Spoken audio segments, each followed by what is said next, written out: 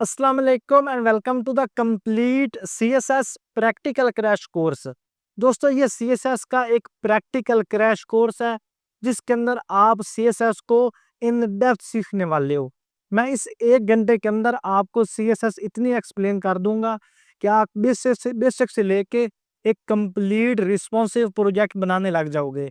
ये सबसे पहले प्रोजेक्ट है जो इस कोर्स के एंड पे आपने करना है। और मैं इस चीज़ की श्योरिटी देता हूँ कि आप लोग अगर इस कोर्स को कंप्लीट देख लेते हो, तो आप इस तरह का जो टेम्पलेट है, इस तरह का जो प्रोजेक्ट है, वो करने के काबिल हो जाओगे। ये देखिए, ये सबसे पहले हमारे पास इसके ऊपर हेडर सेक्शन है और ये जो आपको नेविगेशन नज़र आ रही है ना, ये कंप्लीट रिस्पॉन्सिव भी है without using a single line of JavaScript. Complete CSS की मदद से ये मुकम्मल रिस्पॉन्सिव नेविगेशन बार है। मतलब इसके अंदर मैं आपको सीएसएस के एडवांस लेटर समझाऊंगा। सबसे पहले आप इसको देखो, तो बड़ा ही खूबसूरत सा इसका हेडर डिजाइन है। एक साइड में मेन्यूज आ गए, ये आपका लोगो आ गया, ये हेडर सेक्शन आ गया और ये होवर इफेक्ट भी।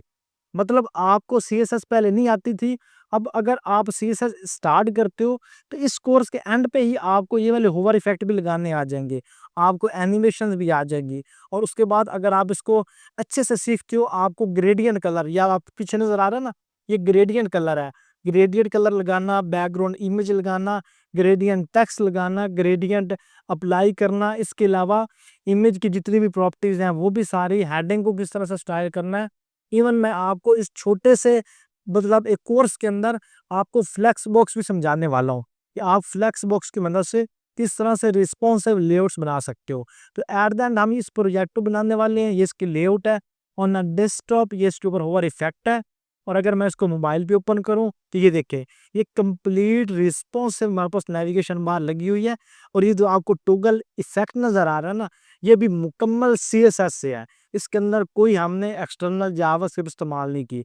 तो अगर आप इस कोर्स को मेरे साथ कंप्लीट करते हो तो at the end you will be master in CSS. और अगर आप इससे ज़्यादा इन डेप्थ जाना चाहते हो तो मेरी 60 डेज सीएसएस लर्निंग चैलेंज मौजूद है। आप उसको अगर जाके फॉलो करते हो और उसमें से आप जस्ट 30 प्रोजेक्ट भी बना लेते हो, तो आप कहीं पे भी फ्रंट एंड की जॉब के लिए अप्लाई कर सकते हो। क्योंकि as a front end web developer आपको लगता है कि शायद हमें एचटीएमएल बहुत ज़्यादा आनी चाहिए या जावास्क्रिप्ट बहुत ज़्यादा आनी चाहिए। नहीं, as a front end developer आपको सीएसएस पे जितना ज़्यादा बुरा हासिल होगा, आप बेसिक लेवल लेवल की जावास्क्रिप्ट इस्तेमाल कर लोगे, चल जाएगा, आपको बने बनाए चीज़ें भी मिल जाएंगी। लेकिन जो डिज़ाइनिंग है, जो प्रॉपर पैडिंग है, जो ऐसा डिज़ाइन बनाना है कि अगले बंदे को आई कैची लगे, वो सिर्फ सीएसएस की वजह से पॉसिबल है। और अगर आप चाहे बूटस्ट्रैप देख लो या अगर आप टेलविंड सीएसएस देख लो, तो सबका मकसद क्या है कि आप अपनी वेबसाइट को ज़्यादा से ज़्यादा खूबसूरत किस तरह से बना सकते हो। तो बेस सबकी सीएसएस है। अगर आपको सीएसएस अच्छे से आ जाती है, आप फिर फ्लेक्स बॉक्स का भी इस्तेमाल कर सकते हो, आप टेलविंड का भी इस्तेमाल कर सकते हो। अगर आपको कोर नहीं आती, फिर आपको टेलविंड या बूटस्ट्रैप के साथ इतना मज़ा नहीं आएगा, क्योंकि मोस्ट ऑफ द टाइम हमें कस्टम चीज़ें करनी पड़ती हैं। तो कस्टम चीज़ें वही बंदा कर सकता है जिसको कस्टम कोडिंग आती है, जिसको फंडामेंटल जिसके क्लियर हैं, जिसको बेसिक्स आती हैं। तो अगर आप लोग चैनल पहली दफ़ा विज़िट कर रहे हैं तो आप चैनल को लाज़मी सब्सक्राइब कर लें, क्योंकि अपकमिंग डेज़ के अंदर हम 1 hour JavaScript course, 1 hour React JS course, 1 hour Node JS course, 1 hour मंस्टा कोर्स, ये सारी चीज़ें लॉन्च करने वाले हैं। और 1 आवर के अंदर मुझे पता है कि हम कोई बहुत बड़े लेवल के एक्सपर्ट नहीं बन सकते, लेकिन जो बेस्ट प्रैक्टिसेस हैं, जो इसकी चीज़ें हम इस्तेमाल करते हैं, अब सीएसएस की अगर वैसे देखा जाए तो इसकी मैं कहता हूँ 500-600 प्रॉपर्टीज़ होंगी, लेकिन हम इतनी इस्तेमाल ही नहीं कर रहे होते। हम ले दे के 35-40 इस्तेमाल कर रहे होते हैं। तो अगर हम 35-40 पे अबूरा हासिल कर लेते हो, तो आपके लिए मोर देन इनफ है। ठीक है? तो वो जो चीज़ें हैं वो मैं आपको इंशाल्लाह इस 1 आवर कोर्स के अंदर समझा दूँगा। So let's start. तो हम सीएसएस की मदद से इस तरह की डिज़ाइनिंग कर सकते हैं। ये आपको एक पोर्टफोलियो वेबसाइट नज़र आ रही है, बड़ी स्टनिंग वेबसाइट है। ये जो आपको स्ट्रक्चर नज़र आ रहा है, तस्वीरें नज़र आ रही हैं, ये आपको टेक्स्ट नज़र आ रहा है। प्रीवियस वीडियो के अंदर मैंने आपको समझाया था कि ये हम जो जो भी चीज़ें आपको डिस्प्ले हो रही हैं ना, ये हम सारी लिखते हैं एचटीएमएल के अंदर। अब जो भी इसके ऊपर आपको डिज़ाइनिंग नज़र आ रही है, कलर आपको नज़र आ रहे हैं, ये ऊपर आप होवर करते हो तो एनिमेशन नज़र आ रही है, बैकग्राउंड का कलर नज़र आ रहा है, ये आपको तस्वीरें चेंज होती नज़र आ रही हैं। ये सारी चीज़ें हम क्रिएट करते हैं सीएसएस की मदद से। इसके नीचे आ जाएँ तो ये देखिए, ये ज़रा। बहुत ही प्यारी वेबसाइट बनी हुई है। सारे जितने भी ओवर इफेक्ट आ रहे हैं, ये सारा कुछ हम करते हैं सीएसएस की मदद से, और कोई मुश्किल चीज़ नहीं है। जस्ट आपने कुछ इसके जो बेसिक्स हैं उनको अंडरस्टैंड करना है, और आप इसको आसानी के साथ बना सकते हो। और सेम इस तरह का एक और हमारे पास प्रोजेक्ट है ये वाला, ये देखें। ये भी बहुत ही प्यारी वेबसाइट है, बहुत ही प्रोफेशनल वेबसाइट है। ये भी सारी हम सीएसएस के अंदर बना सकते हैं। जितने भी आपको इफेक्ट नज़र आ रहे हैं, ये सारे हम सीएसएस की मदद से बनाते हैं। फिर आपके पास ये जो लास्ट में एग्जांपल आपके सामने रखने वाला हूँ, ये बहुत स्टनिंग वेबसाइट है, जो कि आगे जो नेक्स्ट वीडियोज़ आएँगी, उसके अंदर हमने इसको बनाना है। सेम ये जो आपको वेबसाइट नज़र आ रही है ना, हमने इस वेबसाइट का क्लोन बनाना है। ये वेबसाइट के अंदर जितनी भी डिज़ाइनिंग है, ये आपको नज़र आ रही है, ये सारी सीएसएस की मदद से है। ठीक है? थोड़ी बहुत जावास्क्रिप्ट, बाकी जितना कुछ आपको नज़र आ रहा है, ये सारा हम सीएसएस की मदद से अचीव कर सकते हैं। तो अब सबसे पहले हम देखेंगे कि हम अपनी वेबसाइट के अंदर या अपने वेब पेज के अंदर सीएसएस को लिख किस तरह सकते हैं। तो ये मैंने इसका लाइव प्रीव्यू ओपन कर लिया, और इसके साथ मैं अपने वीएस कोड एडिटर को ओपन कर लूँगा। अब ये हमारे पास है एचटीएमएल की बॉयलर प्लेट, एचटीएमएल का बेसिक स्ट्रक्चर। अब जब भी आपने सीएसएस लिखनी है, सीएसएस लिखने के लिए आपके पास कुछ एलिमेंट्स होने चाहिए। तो मैं यहाँ पे h1 का टैग लेता हूँ, या बैच 1, और इसके अंदर मैं लिख देता हूँ हेलो हाउ आर यू। ठीक हो गया, सेव किया, मेरे पास आ गया हेलो हाउ आर यू। और इसके नीचे हम लिख लेंगे पी का टैग, और इसके अंदर लिख देंगे I am fine what about you. ठीक है, ये हमने लिख दिया। अब ये मेरे पास 2 पैराग्राफ आ गए। अब इन 2 पैराग्राफ के ऊपर हमने अप्लाई करनी है सीएसएस। अब सीएसएस अप्लाई करने के एचटीएमएल के अंदर हमारे पास 3 वेज होते हैं। Number 1 inline CSS, number 2 internal CSS, और नंबर 3 एक्सटर्नल सीएसएस। सबसे पहले हम देखेंगे कि इनलाइन सीएसएस क्या होती है। दोस्तों, इनलाइन सीएसएस हर एलिमेंट की स्पेसिफिक होती है। वो सीएसएस हम सिर्फ उस एलिमेंट पे ही अप्लाई कर सकते हैं। ये जिस तरह से आपको h1 का टैग नज़र आ रहा है, इसके अंदर हम लगाते हैं यहाँ पे स्टाइल एट्रीब्यूट। स्टाइल एट्रीब्यूट लगाया, स्टाइल एट्रीब्यूट लगाने के बाद बैकग्राउंड आपने इसका चेंज करना है, इसका आपने फ़ॉन्ट साइज़ चेंज करना है। वो सारी आप जो इम्प्लीमेंटेशन है आप यहाँ से करते हो। यहाँ से इसका मैं लिख देता हूँ बैकग्राउंड, और बैकग्राउंड लिखने के बाद इसका मैं बैकग्राउंड कलर दे देता हूँ रेड। सेव किया, ये मेरे पास इसके ऊपर बैकग्राउंड कलर लग गया।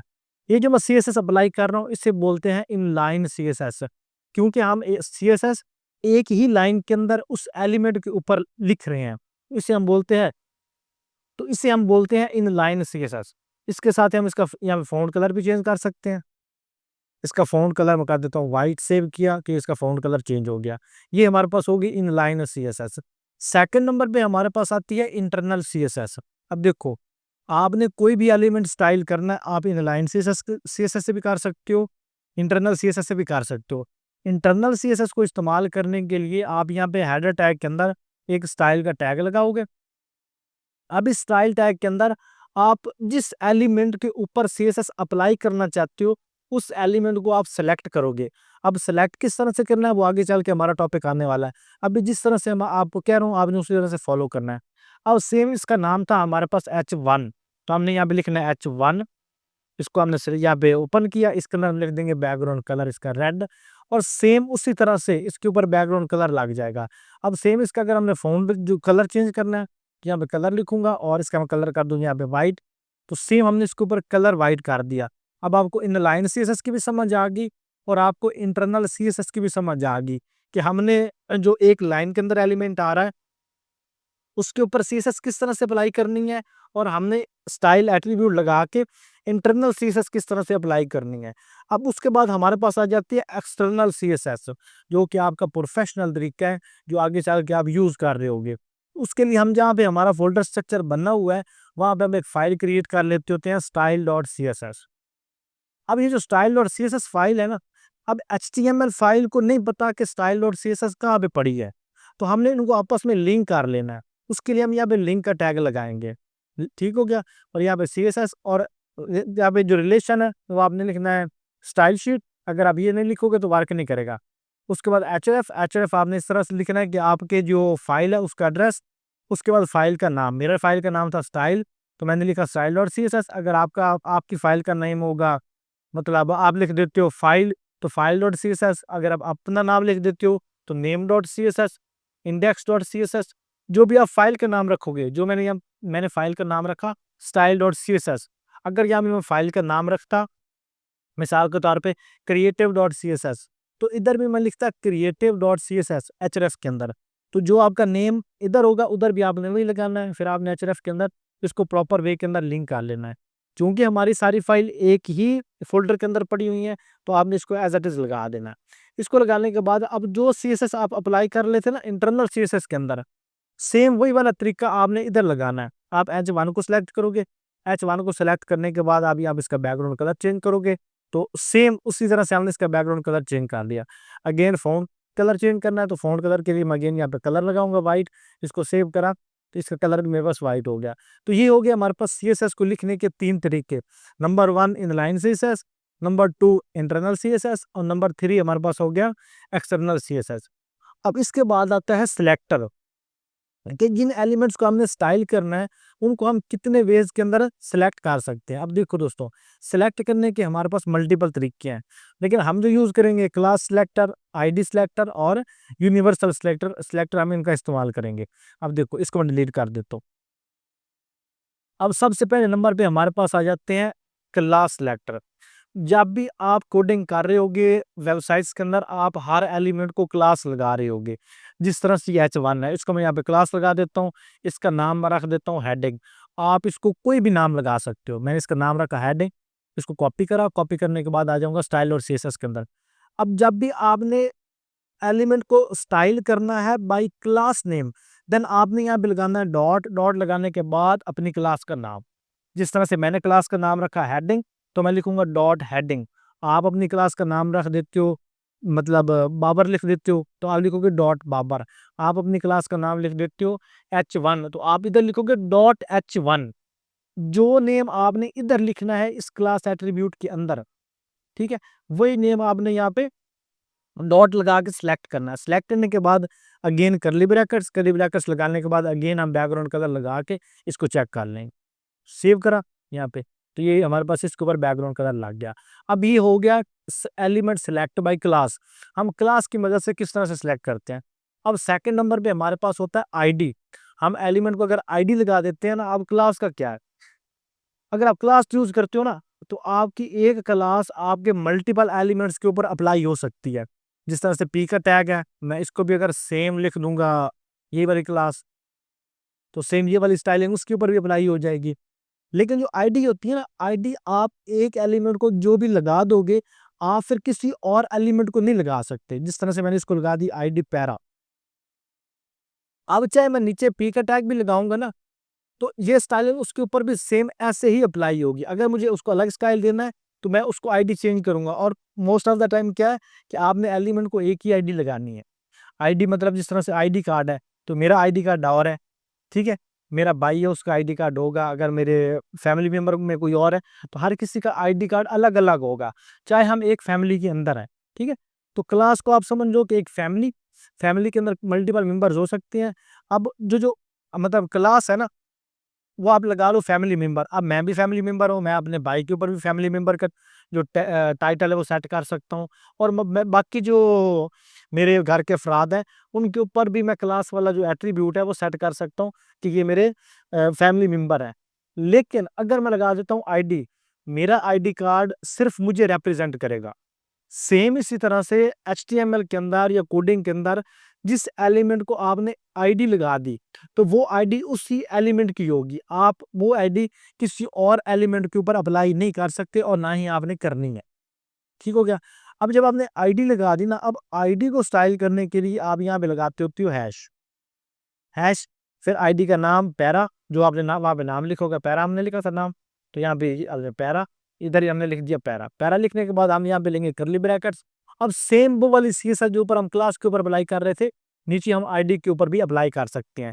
जस्ट डिफरेंट है सिलेक्टर का। तो मैं यहाँ पे इसको सिलेक्ट कर लिया, मैं इसका बैकग्राउंड कलर कर देता हूँ ग्रीन, कि जो मेरे पास पैराग्राफ है ना उसका कलर ग्रीन हो। ये देखो इसका कलर ग्रीन हो गया। इसका फॉन्ट कलर मेरे पास व्हाइट हो, तो मैं इसका कलर यहाँ पे व्हाइट लगा दूंगा, तो ये मेरे पास इसके ऊपर कलर लग गया व्हाइट। अब आपको क्लास सिलेक्टर भी आ गया और आपको आईडी सिलेक्टर भी आ गया। उसके बाद हमारे पास आता है ग्रुप सिलेक्टर। इसको यहाँ पे मैं कॉमेंट कर देता हूँ। अब कॉमेंट क्या होता है, सबसे पहले आपको कॉमेंट बताऊँ। अब हमें एक बहुत बड़ी जो है ना CSS की फाइल है हमारे पास, और एक हमारे पास हेडर टैग आ गया, फुटर टैग आ गया, इसके अंदर बाकी जो एलिमेंट्स है वो आ गए। अब उस CSS को हमने याद कैसे रखना है, कोई और डेवलपर काम कर रहा है ये हमें ही दोबारा एडिट करना पड़ सकती है। तो हम यहाँ पे कॉमेंट्स लगाते हैं। कॉमेंट्स लगाने के लिए आप यहाँ पे कंट्रोल और ये जो स्लैश है इसके ऊपर क्लिक करोगे तो ये आपके पास कॉमेंट लग जाएगा। या इवन आप इसको इस तरह से भी लगा सकते हो। आप यहाँ पे स्लैश लगाओ, स्लैश लगाने के बाद यहाँ पे आप ये स्टार मार्क लगाओ, ठीक है? और उसके बाद यहाँ पे स्टार मार्क लगा के स्लैश लगा दो, ये आपका कॉमेंट लग गया। इसके ऊपर आप जो भी दोगे, मिसाल के तौर पे देता हूँ हेडिंग स्टाइल। अब ये इधर तो लिखी जाएगी लेकिन उधर हमारे पास शो नहीं होगी कुछ भी। ये जस्ट हमारे लिए एक निशानी लगाने के लिए, ठीक हो गया? ये हमारे पास हो गया कमेंट। अब इस सबको मैं कर देता हूँ कमेंट, कमेंट के अंदर डाल देता हूँ कि सीएसएस मेरी रहेगी लेकिन मेरे पास इम्प्लीमेंटेशन नहीं होगी। अब उसके बाद हमारे पास आता है ग्रुप सिलेक्ट। अब देखो ग्रुप हम किस तरह से क्रिएट करते हैं। हम फ्रूट का भी ग्रुप क्रिएट करना है, जिस तरह से सेब, केला, अमरूद, तो हम उनके दरमियान कॉमा लगाते हैं। सेम उसी तरह से मैं H1 का लगाना है, H1 कॉमा P का टैग। अब अगर इसके अंदर मैं कोई और टैग इस्तेमाल कर लेता हूँ तो वो भी इसी तरह से कॉमा लगा के A, कॉमा लगा के U का टैग। जितने टैग्स को आप एक स्पेसिफिक जो स्टाइल है वो इम्प्लीमेंट करना चाहते हो। अब मेरे पास 2 टैग्स हैं, H1 का टैग और P का टैग। तो मैंने H1 लिखा, कॉमा P लिखा। उसके बाद यहाँ पे कर्ली ब्रैकेट लगा के मैं इसके अंदर जो भी स्टाइलिंग अप्लाई करूँगा, चूँकि ये स्टाइलिंग है ग्रुप की, तो जो सीएसएस में लिखूँगा ये दोनों पे अप्लाई होगी। ठीक हो गया? इसे हम बोलते हैं ग्रुप सिलेक्टर। इसका मैं यहाँ पे कलर चेंज कर देता हूँ, यहाँ पे। अब जो सीएसएस मैं इधर लिखता जाऊँगा H1 और P के ऊपर, सेम ये वाली सीएसएस दोनों पे अप्लाई होगी। क्यों? क्योंकि ये ग्रुप सिलेक्टर है। उसके बाद हमारे पास आता है यूनिवर्सल सिलेक्टर। अब यूनिवर्सल सिलेक्टर का मतलब है कि ये सीएसएस सब पे अप्लाई हो जाए, ठीक है? यूनिवर्सल का मतलब है ऑल। तो उसके लिए आप यहाँ पे लगाते हो स्टार मार्क। स्टार का मतलब हो गया सारे, सारे लगाने के बाद आप यहाँ पे कर्ली ब्रैकेट लगाने के बाद मैं यहाँ पे लिखता हूँ बैकग्राउंड कलर रेड। सेव करा, ये देखो। अब जितने भी टैग्स हैं सब के ऊपर ये आपका जो बैकग्राउंड कलर है वो रेड अप्लाई हो जाएगा। अगर हम यहाँ पे ग्रीन कर देंगे तो ग्रीन हो जाएगा। अब चूंकि बॉडी भी इसी के अंदर आती है तो उसने बॉडी के ऊपर भी लगा दिया। और अगर आप यहाँ पे फ़ॉन्ट का कलर भी कर दे तो सबका आप कर दो व्हाइट। आप वेबसाइट के ऊपर जो भी टेक्स्ट लिख रहे होगे वो आपका ऑटोमेटिकली व्हाइट के अंदर आएगा। इसे हम बोलते हैं यूनिवर्सल सिलेक्टर। और सीएसएस के अंदर आपके जो सिलेक्टर है वो बहुत ज़्यादा ज़रूरी है। बाकी ये जो सिलेक्टर है ये इनकी एक लंबी लिस्ट है।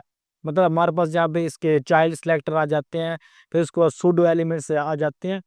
डिफरेंट इसकी जो है ना वो एक बहुत लंबी फहरिस्त है।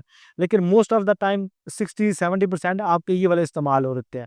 क्लास सिलेक्टर, आईडी सिलेक्टर और ग्रुप सिलेक्टर, यूनिवर्सल सिलेक्टर। ये आप 4-5 जो है ना वो इस्तेमाल करते हो। इनके ऊपर आप एक दफ़ा प्रैक्टिस करो। फिर सीएसएस सिलेक्टर अगर आपने इन डेप्थ सीखनी है तो मेरा सीएसएस सिलेक्टर के ऊपर एक कंप्लीट ट्यूटोरियल मौजूद है, आप उसको भी जाके देख सकते हो। तो ये तो हमारे पास हो गया सीएसएस सिलेक्टर, ठीक हो गया। उसके बाद हमारे पास आते हैं इसके यूनिट्स। अब देखो जब भी हम कोई फ़ॉन्ट लगा रहे हैं, वेबसाइट के ऊपर कोई फ़ॉन्ट हमें बड़ा नज़र आएगा, कोई छोटा नज़र आएगा। कोई सेक्शन हमें बड़ा नज़र आएगा, कोई सेक्शन हमें छोटा नज़र आएगा। उन्हें हम बोलते हैं यूनिट्स। अब सेम जिस तरह से H1 का टैग है, H1 को यहाँ से सेलेक्ट किया। H1 को सेलेक्ट करने के बाद इसका मैं यहाँ पे फ़ॉन्ट साइज़ दे देता हूँ। फ़ॉन्ट साइज़ जो यूनिट है ना ये हमारे पास 4-5 किस्म के होते हैं। तो हम जो है ना वो जो मेजर इस्तेमाल होते हैं ना, हम उनको सीखेंगे। सबसे पहले नंबर पे जो हमारे पास आता है ना, वो हमारे पास आते हैं इसके अंदर परसेंटेज। कि आप किसी भी एलिमेंट को परसेंटेज दे देते हो, ठीक है? मिसाल के तौर पे मैं इसको विड्थ लगा देता हूँ, यहाँ पे विड्थ विड्थ इसको लगा देता हूँ मैं 50% और बैकग्राउंड दे देता हूँ रेड। वो देखो बैकग्राउंड इस रेड का। अब देखो मैं जिस भी स्क्रीन के ऊपर इसको मैं करूँगा, इसकी पोज़ीशन है मेरे पास रिलेटिव। अब रिलेटिव का क्या मतलब है? रिलेटिव का मतलब है अगर इसको मैंने 50% लगाया, अगर मैं मोबाइल की स्क्रीन पे ओपन करूँगा तो ये मोबाइल की स्क्रीन का भी 50% लेगा। अगर मैं डेस्कटॉप एप्लीकेशन मतलब ये जो हमारे पास है विंडो, इसके ऊपर करूँगा तो यहाँ पे भी ये 50% लेगा। आप देखो ये विंडो मेरे पास इतनी बड़ी है ओपन, इसको मैं शॉर्ट करता जाऊँगा, इसकी विड्थ भी आप देखिए शॉर्ट होती जाएगी। क्यों? क्योंकि इसने अपने पेरेंट के हिसाब से अपनी जो विड्थ है ना उसको इसने कंट्रोल करना है। इसे बोलते हैं यूनिट। और ये हमारे पास है परसेंटेज यूनिट। अब सेकंड नंबर पे हमारे पास आते हैं पिक्सल। अब पिक्सल पिक्सल हमारे पास होती है फिक्स्ड अमाउंट। मैं इसको विड्थ लगा देता हूँ 400 पिक्सल। सेव करा। अब देखो मैं इसको जितनी मर्जी बड़ी स्क्रीन पे लेके चला जाऊं ये 400 ही रहेगा। इसलिए 400 से ना बढ़ना है ना कम होना है, ठीक है? जो आपके पिक्सल हैं वो होते हैं आपके फिक्स्ड यूनिट। अब पिक्सल होता क्या है? आपकी ये स्क्रीन की विड्थ और ये स्क्रीन की हाइट, इसे हम बोलते हैं पिक्सल। जितने भी इसके अंदर आप रेजोल्यूशन आपने सेट की होगी तो मैंने इसको 400 पिक्सल लगाया, तो ये सर जस्ट 400 पिक्सल तक रहेगा, उससे ना आगे जाएगा ना पीछे जाएगा। ये हो गया आपके पास पिक्सल। सेकंड नंबर पे जो हमारे पास आते हैं, सॉरी थर्ड नंबर पे, वो हम इसके अंदर यूज करते हैं आरईएम और ईएम। तो ये हमारे स्केलेबल जो है ना, वो स्केलेबल यूनिट्स है। जिस तरह इसको मैं फॉन्ट साइज लगा देता हूँ, फॉन्ट साइज, फॉन्ट साइज को लगा देता हूँ 3 REM, सेव करा। अब देखो, अब 3 REM का क्या मतलब होता है, देखो मैं इसको जैसे जैसे बड़ा करता जाऊंगा, ये देख। अब जो बाय डिफॉल्ट होता है ना फॉन्ट साइज, बाय डिफॉल्ट वो हमारे पास होता है 16 पिक्सल। ठीक है, और 16 पिक्सल हमारे पास इक्वल होता है 1 REM के। अब जब मैंने इसको लगा दिया 3 REM, तो ये 3 REM एक्चुअल में क्या है आपका 64, आई थिंक कितना बना, 64 या होता है, अच्छा 32, और आई थिंक भैया आपका बन गया 48। हम यहाँ देंगे फोन साइज इसका 48, एग्जैक्ट वही रहा है, कोई इसके अंदर चेंजिंग नहीं आई। मैं इसको देता हूँ यहाँ पे 28, ये फोन साइज इसका कम हो गया। जो आपके पास था इसका आरईएम, वो था 16 पिक्सल का, एक आरईएम होता है। ठीक है, तो आप अपने हिसाब से उसको आरईएम के अंदर लगा सकते हो, और आरईएम जो है आपका स्टैंडर्ड एक यूनिट है, मोस्ट ऑफ द टाइम आपका ये इस्तेमाल हो रहता है। तो आप आरईएम का इस्तेमाल किया करो, स्पेशली फ़ॉन्ट्स के ऊपर, इसको रिस्पॉन्सिव करना आसान होता है। ठीक है, अब उसके बाद एक आपके पास हो गया परसेंटेज भी हो गया, पिक्सल भी हो गया, उसके बाद आपके पास आरईएम भी हो गया। मोस्ट ऑफ द टाइम आपके यही वाले यूज़ हो रहे होते हैं, आपको ज़्यादा जो है वो यूज़ करने की ज़रूरत नहीं है। लेकिन इसके अलावा हमारे पास ईएम है, ठीक है, उसका भी आप इस्तेमाल कर सकते हो। इसके अलावा परसेंटेज को आप फ़ॉन्ट साइज़ जो है उसके ऊपर भी इम्प्लीमेंट कर सकते हो। लेकिन मेजर आपके पास क्या है, परसेंटेज, पिक्सल, और आपके पास आ गया ये आरईएम। और फोर्थ नंबर पे जो आपका सबसे ज़्यादा इम्पोर्टेंट है वो है वीएच और वीडब्ल्यू। वीएच का क्या मतलब है? वीएच का मतलब है कि विजुअल हाइट, जो हाइट हमें नज़र आ रही है। मैं इसको दे देता हूँ यहाँ पे हाइट, हाइट इसको मैं दे देता हूँ 100 वीएच। अब जितनी मुझे स्क्रीन नज़र आ रही होगी उसका 100% ये ले लेगा। ठीक हो गया। अब ये साइडों पे आपको स्पेस नज़र आ रही है, ये एक अलग चीज़ है। इनको हम कैसे ख़त्म करते हैं वो आगे चल के हम इसको डिस्कस करेंगे। ठीक हो गया।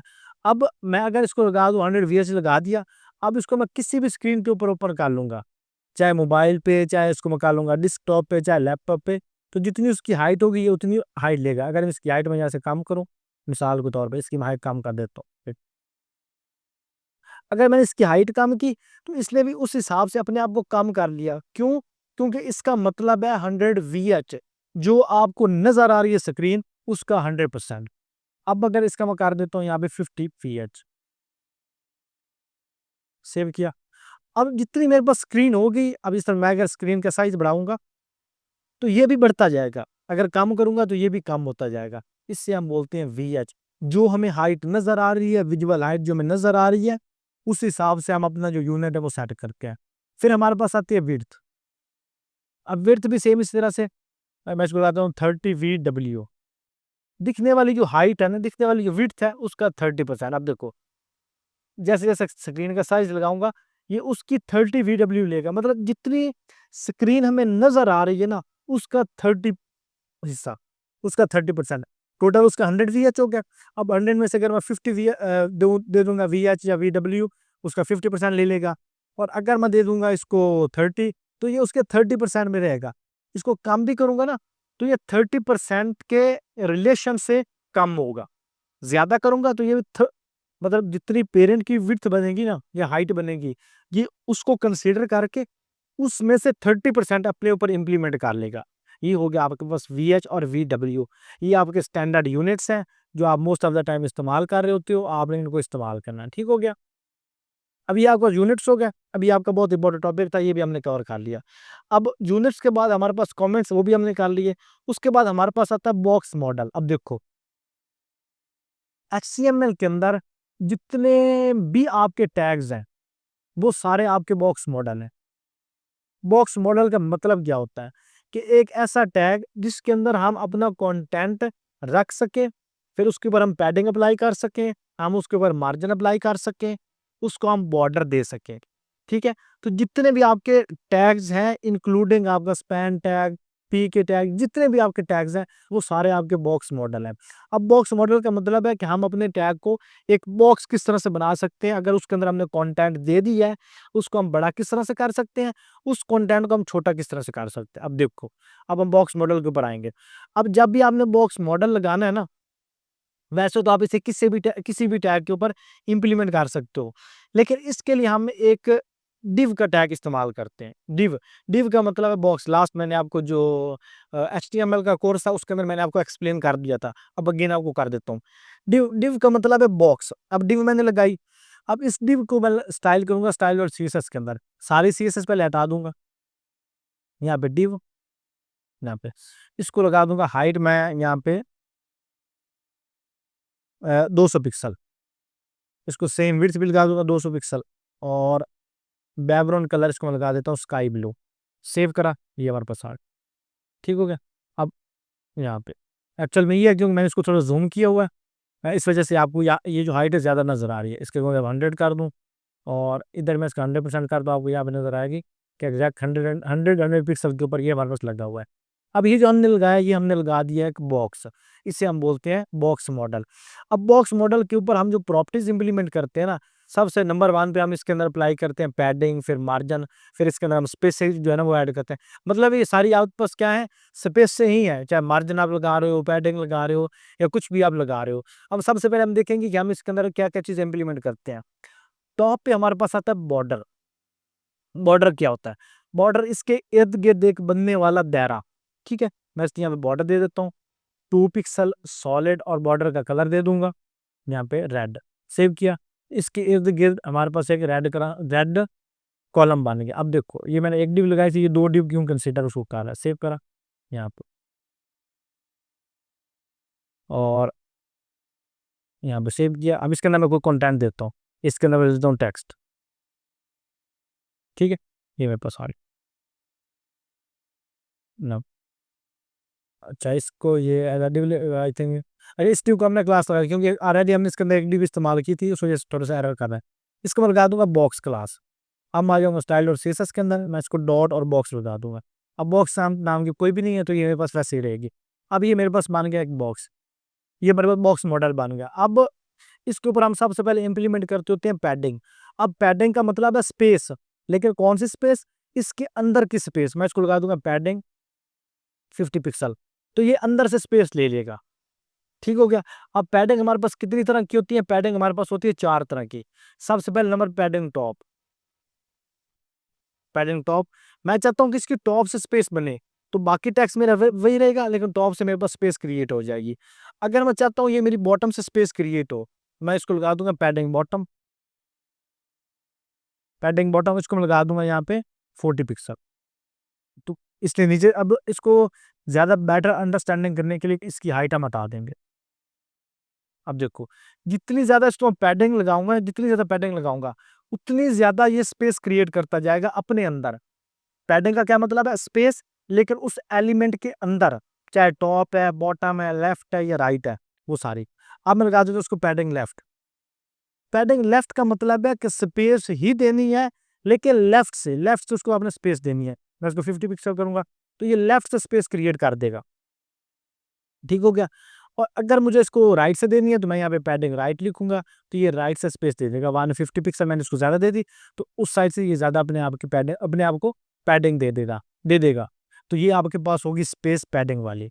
उसके बाद हमारे पास होता है मार्जिन। अब मार्जिन का मतलब भी स्पेस ही होता है, लेकिन ये स्पेस होती है एक्सटर्नल।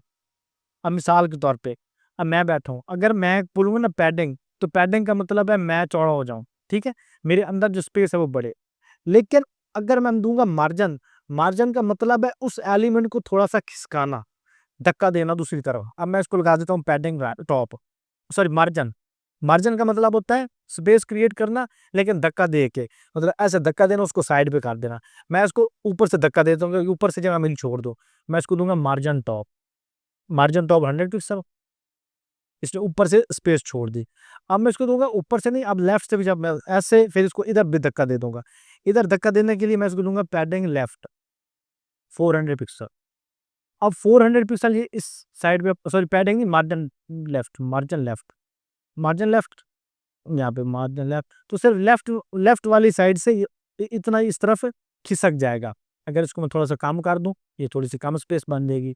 सेम इस तरह से आप इसको margin top bottom left right, जिस तरह से आप पैडिंग दे रहे थे, सेम उसी तरह से आप इसको ये जो मार्जिन है वो भी इम्प्लीमेंट कर सकते हैं। अब मार्जिन का आपको समझ आ गया कि मार्जिन भी हमारे पास स्पेस है, मतलब स्पेस मतलब खिला देना, एक स्पेस क्रिएट करना, लेकिन आउटसाइड।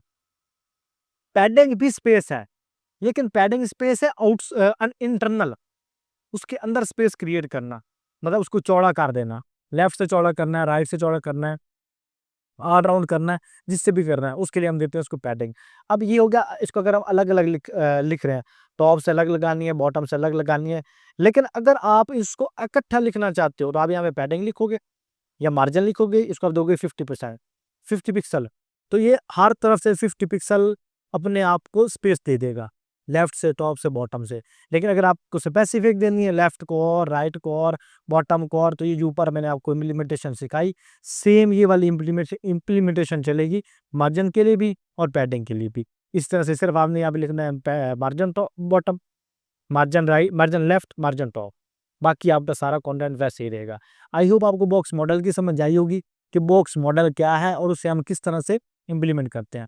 अब सेकंड नंबर पे हमारे पास आता है फॉन्ट, सॉरी सेकंड नंबर है, ये पता नहीं कौन सा नंबर बनता है, लेकिन अब हम डिस्कस करेंगे फॉन्ट को। अब देखो फॉन्ट के लिए बनूंगा H1 का टैग, H1 के अंदर लिख दूंगा हेलो फॉर, ठीक हो गया। अब आ जाऊंगा स्टाइल और सीएसएस के अंदर, मैं यहाँ पे H1 को बाई टैग नेम सेलेक्ट कर रहा हूँ। सबसे पहले जब भी आपने उसका फ़ॉन्ट साइज़ लगाना है, आप यहाँ पे लगाओगे फ़ॉन्ट साइज़, उसके लिए 32 पिक्सल, मैंने आपको 32 पिक्सल ऐसा आई थिंक इसका बाय डिफ़ॉल्ट होता है, मैं इसको 120 पिक्सल लगा देता हूँ ताकि थोड़ा-सा बड़ा नज़र आए, ठीक हो गया? ये हमारे पास होगा फ़ॉन्ट साइज़। अब फ़ॉन्ट साइज़ आपको पता चल गया कि हमने फ़ॉन्ट का साइज़ देना है, इसको बड़ा करना है या इसको आपने छोटा करना है। सेकंड नंबर पे आपके पास आता है फ़ॉन्ट का स्टाइल। सबसे पहले आपके पास आता है इसका ट्रांसफ़ॉर्म, तो मैं ट्रांसफ़ॉर्म इसको कर दे सकता हूँ यहाँ पे uppercase, sorry transform, text transform, text transform, इसको अपर केस कर दूँगा, सारे अपर केस बन जाएँगे। इसको अगर मैं लोअर केस करूँगा तो सारे लोअर केस बन जाएँगे। इसको अगर मैं कैपिटलाइज़ करूँगा तो कैपिटलाइज़ का मतलब है कि फर्स्ट लेटर कैपिटल, बाकी बाकी सारे स्मॉल। तो उसके बाद अगर आप इसको डेकोरेशन देना चाहो तो टेक्स्ट डेकोरेशन, इसको मैं यहाँ पे लगा सकता हूँ डैश लगा सकता हूँ, टेक्स्ट डेकोरेशन, और मैं इसको लगा देता हूँ अंडरलाइन, ठीक है? इसके नीचे लाइन लग जाएगी, इसके ऊपर अपर लाइन लगा सकता हूँ और इसके ऊपर मैं जो डेल डेल वाली लाइन है, लाइन थ्रॉट वो भी लगा सकता हूँ, ठीक है? इसके बीच में जो लाइन है वो क्रॉस हो रही होगी।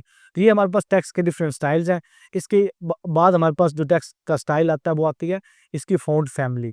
और फ़ॉन्ट फैमिली क्या होती है, आप अगर इसको फ़ॉन्ट फैमिली लगाओ यहाँ पे, तो आप मेरे कंप्यूटर में जितने भी इंस्टॉल हैं, उनमें से किसी को भी सिलेक्ट करूँगा, ये देखें इसका लिखने का स्टाइल चेंज हो जाएगा। अब इसको हम लगाते किस तरह से हैं, आप यहाँ पे आओगे और यहाँ पे लिखोगे गूगल फ़ॉन्ट, ठीक हो गया? गूगल फ़ॉन्ट आने के बाद ये फर्स्ट वेबसाइट आ रही है, आपने इसको ओपन कर लेना यहाँ पे, और ये वाला। अब ये आप ना आपको गूगल फ़ॉन्ट के ऊपर आपको डिफरेंट किस्म के फ़ॉन्ट नज़र आ रहे होंगे, हर स्टाइल के। अब मुझे ये हिंदी वाला स्टाइल लगाना है, मुझे ये स्पेशल वाला लगाना है, कौन-सा लगाना है? मैं यहाँ पे थोड़ा-सा क्रिएटर से देख लेता हूँ। मैं चाहता हूँ मैं अपना ये वाला स्टाइल अपने जो पेज है उसके ऊपर इम्प्लीमेंट करूँ। तो इसको मैं यहाँ पे सिलेक्ट कर लूँगा। सेलेक्ट करने के बाद ये मेरे पास इस तरह से ओपन हो जाएगा और उसके बाद ये गेट फ़ॉन्ट लिखा हुआ है, इसके ऊपर मैंने क्लिक कर देना है। इसके ऊपर क्लिक किया तो ये मेरे पास लिंक आ गया, यहाँ पे आ गया गेट एम्बेडेड कोड, तो आपने गेट एम्बेडेड कोड के ऊपर क्लिक करना है यहाँ पे। तो ये आपके पास ये भी कोड आ रहा है और यहाँ पे भी कोड आ रहा है। आप इन दोनों से कोई भी इस्तेमाल कर सकते हो, लेकिन मैं इम्पोर्ट वाला इस्तेमाल करता हूँ। इसको आपने कॉपी कर लेना है, कॉपी करने के बाद स्टाइल और सीएसएस के अंदर आना है और टॉप पे जाके इसको पेस्ट कर देना। इसका स्टार्टिंग वाला भी स्टाइल का एट्रीब्यूट हटा देना, लास्ट वाला भी हटा देना। हटा दिया, अब इसके नीचे आ जाओ, ये आपको 2 क्लासेस दे रहा है, इनको कॉपी करना है, कॉपी करने के बाद आपने यहाँ भी इस्तेमाल कर लेना है। अब इनको इस्तेमाल करने से ये है कि अगर तो आप इसको पूरी बॉडी पे देना चाहते हो, तो आप यहाँ पे बॉडी का टैग लो और इनमें से जो भी आप स्टाइल देना चाहते हो इसको कॉपी करो, कॉपी करके आप इसके अंदर लगा दो। तो आप ये जो एच1 है इसको आप सॉरी इसका एच1 के अंदर आपने जो लगाया था ना फ़ॉन्ट फैमिली, इसको आप हटा दोगे। ठीक हो गया, अब सेव करके फिर हम चेक करेंगे। ये देखो, हमारे पास जो हमने फ़ॉन्ट अभी लगाया था, वो वाला इम्प्लीमेंट हो गया। अगर इसका लाइन थ्रू आउट हम यहाँ हटा दें, तब आपको बेटर अंडरस्टैंडिंग होगी। ठीक हो गया। अब अगर मुझे ये वाला चाहिए पूरी बॉडी के ऊपर, मैं इस वाले को यहाँ पे इम्प्लीमेंट कर सकता हूँ। यहाँ पे ये देखिए, थोड़ा सा आपका फ़ॉन्ट और ज़्यादा चेंज हो गया। लेकिन अगर जो आपका फ़ॉन्ट फैमिली है, वो आप स्पेसिफिक टैग्स के ऊपर लगाना चाहते हो, तो आप इस बॉडी से हटा दोगे। बॉडी से हटा दिया, अब मुझे ये चाहिए H1 के ऊपर, तो या तो ये वाली क्लास मैं कॉपी करूँ और इस H1 के ऊपर मैं क्लास एट्रीब्यूट लगाऊँ और इसके अंदर ये क्लास लगा दूँ। देन भी मेरे पास ये इम्प्लीमेंट हो जाएगा। और दूसरा तरीका ये है कि मैं ये क्लास ना लगाऊँ। ठीक है? मैं यहाँ पे एक H1 का टैग सेलेक्ट कर लूँ या इसको बाय क्लास ने भी सिलेक्ट कर सकते हैं। मैं यहाँ पे H1 के टैग को सिलेक्ट करता हूँ, यहाँ पे सेव किया तो मेरे पास H1 के ऊपर लग गया। अब ये आपका कितना बेनिफिट है। अगर हेडिंग के ऊपर आप फ़ॉन्ट स्टाइल चेंज करना चाहते हो, आप इस तरह से कर सकते हो।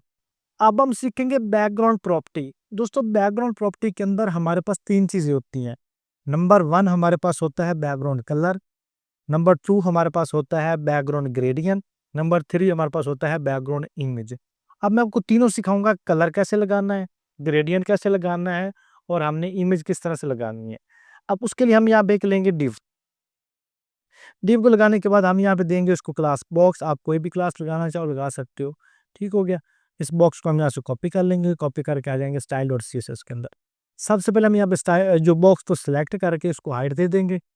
उसको हम हाइट दे देते हैं यहाँ पे 200 पिक्सल। सेम इसका विड्थ लगा देते हैं 200 पिक्सल। और अब इसको हम यहाँ पे लगा देंगे बैकग्राउंड कलर रेड। अब देखो रेड लगाया, हमारे पास रेड वाला बन गया बॉक्स। इसे हम बोलते हैं बैकग्राउंड कलर।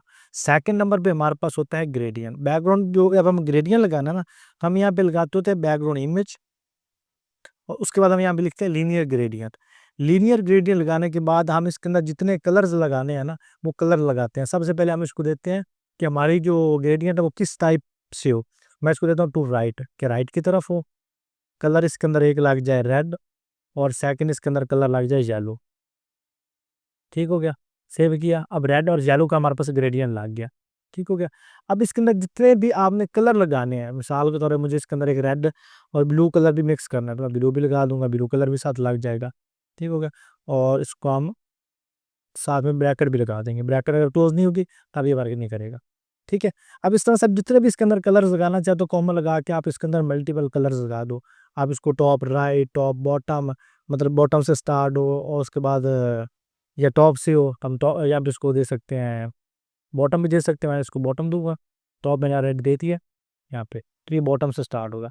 सेम इस तरह से लेफ्ट और राइट हम दोनों लगा सकते हैं यहाँ पे। ठीक है। इस तरह से हम इसके ऊपर मल्टीपल डायमेंशन से हम ग्रेडियंट कलर जो है वो अप्लाई कर सकते हैं। इसकी समझ आ गई कि हमने किस तरह से ग्रेडियंट लगाना है। अब इसके बाद हम लगाएंगे बैकग्राउंड इमेज। अब बैकग्राउंड इमेज लगाने के लिए आप सेम बैकग्राउंड इमेज ही लिखोगे, इसकी प्रॉपर्टी, फिर हम देंगे उसको यूआरएल। यूआरएल देने के बाद हम बैकग्राउंड इमेज का एड्रेस देंगे। मेरे पास एक इमेज पड़ी है इसी डायरेक्टरी के अंदर, ये वाली। ठीक है। मैं इसी को यहाँ पे लगा के चेक करूंगा कि कौन सी इमेज है। सेव करेंगे तो ये मेरे पास मेरी तस्वीर लग गई। अब देखो अगर मैं इसकी हाइट थोड़ी सी बढ़ाऊँ, आपको यहाँ पे ना एक चीज़ और सीखने को मिल जाएगी। 600 तो अब देखो मेरी तस्वीर कितनी दफ़ा रिपीट हो रही है, लेकिन मुझे अपनी तस्वीर को रिपीट नहीं करवाना। बॉर्डर लगा के आपको चेक करवाता हूँ। 1 पिक्सल सॉलिड, तो इसके इर्द गिर्द बॉर्डर भी लग गया। मैं चाहता हूँ कि एक तो ये जो तस्वीर है वो मेरे पास हो एज अ मतलब कवर, तो मैं इसको लूँगा बैकग्राउंड साइज कवर, तो ये एज अ कवर रिएक्ट करेगी। फिर इसको करूँगा बैकग्राउंड पोजीशन सेंटर। ठीक हो गया। फिर इसको रिपीट, बैकग्राउंड रिपीट, फिर मैं इसको लगा दूंगा नो रिपीट, कि बैकग्राउंड इसका रिपीट ना हो।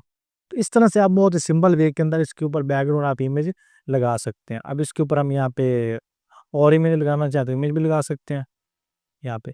और अगर आपके पास को ऑनलाइन इमेज मौजूद है, मैं यहाँ पे आता हूँ और एक वेबसाइट हम सर्च करते हैं पिक्सल पे, ये हमें फ्री की तस्वीरें, वीडियोस और बड़ा कंटेंट देती है, तो हम इसी के कोई ना कोई इमेज लगा लेते हैं।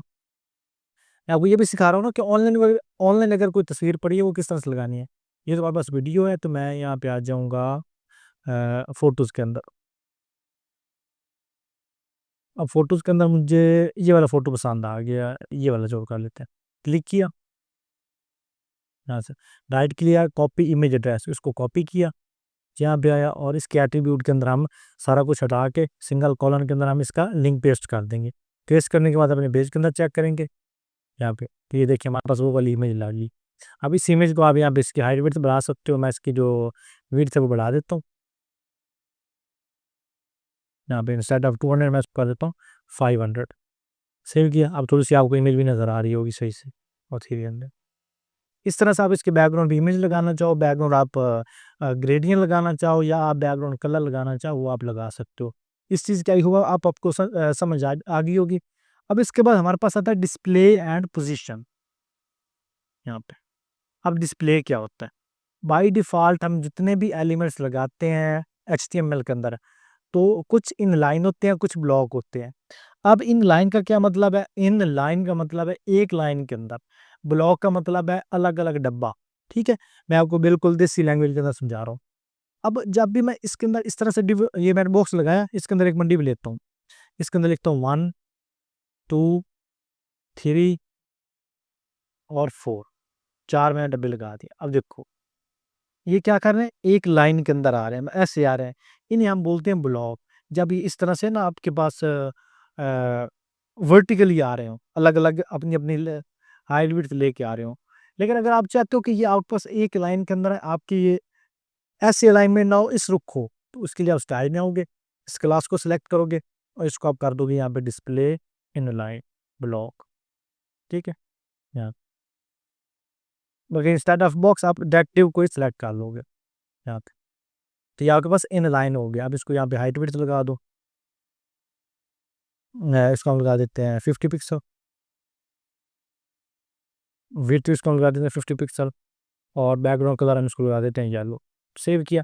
इस तरह से ये आपके पास एक येलो वाला डब्बा बन गया। अब इसको आप टेक्स्ट लाइन लगा सकते हो।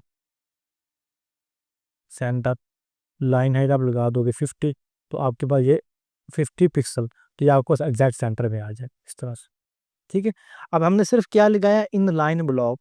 अब इसका क्या मतलब है कि आपके एलिमेंट जो है वो एक लाइन के अंदर है और एज अ ब्लॉक रिएक्ट करेंगे।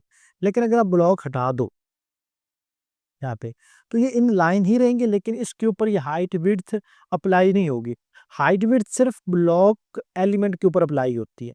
जब भी आपने किसी भी एलिमेंट को ब्लॉक बनाना है और मतलब हाइट विड्थ अप्लाई करनी है, तो आप उसका इन जो डिस्प्ले है वो करते हो इन लाइन ब्लॉक या ब्लॉक। अगर हम इन लाइन ब्लॉक करेंगे यहाँ पे, ठीक है, तो आपके पास प्रॉपर आ जाएंगे एक लाइन के अंदर और ब्लॉक भी होंगे। मतलब आप इसके ऊपर हाइट लगा सकते हो, विड्थ लगा सकते हो और मार्जिन पैडिंग हर चीज़ अप्लाई कर सकते हो। लेकिन अगर आपका एलिमेंट होगा इन लाइन, जिस तरह से स्पैन का टैग हम लगा लेते हैं, ठीक है? स्पैन के टैग के अंदर हम लिख देते हैं हेलो। सेव किया और आ जाते हैं स्टाइल और सीएसएस के अंदर। यहाँ हम स्पैन को सिलेक्ट करते हैं।